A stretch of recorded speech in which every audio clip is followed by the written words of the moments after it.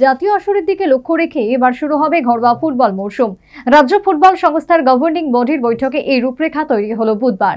সমস্ত ক্লাব প্রতিনিধিদের নিয়ে ফুটবল সংস্থার কক্ষে বৈঠকের পর চূড়ান্ত সিদ্ধান্ত ঘোষিত করেন টিএফএ সচিব। ময়দানে নামেনি ফুটবল, পরিকল্পনা শুরু হয়েছে সমস্ত ক্লাবগুলোর মধ্যে মরশুমে দল গঠনের। তবে বিগত বছরে রাজ্য ফুটবল সংস্থার কিছু একতরফা সিদ্ধান্তে সমস্যায় পড়েছিল অংশগ্রহণকারী ক্লাবগুলো।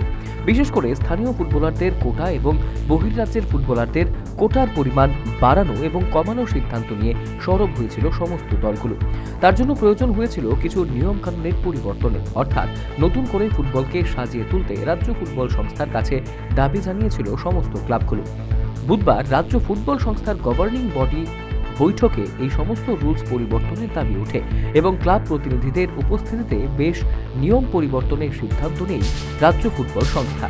তার পাশাপাশি জাতীয় আসর এবং সন্তোষ ট্রফি ফুটবলে রাজ্য দল অংশগ্রহণ করার ক্ষেত্রে যেন কোনো অসুবিধা না হয় সেদিকেও নজর দেওয়া হয়েছে বৈঠকে, যার কারণে বৈঠকে সিদ্ধান্ত হয়েছে জুন মাস থেকে এবার মরশুম শুরু হবে এবং শেষ হবে 30 সেপ্টেম্বরের মধ্যে।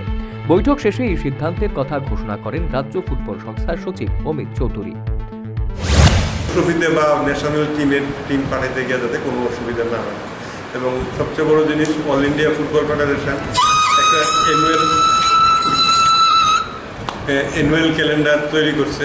সেই অ্যানুয়াল ক্যালেন্ডার অনুযায়ী জুলাই মাসে এবং আগস্ট মাসে সাব জুনিয়র এবং জুনিয়রগুলি খেলা পড়ছে, তো ওইগুলির সামনে রেখে আমরা ফুটবল সংস্থার এই বৈঠকে উপস্থিত ছিলেন সভাপতি প্রণব সরকার, প্রাক্তন সভাপতি রতন সাহা সহ ক্লাব প্রতিনিধিরা। Bureau report, news vanguard.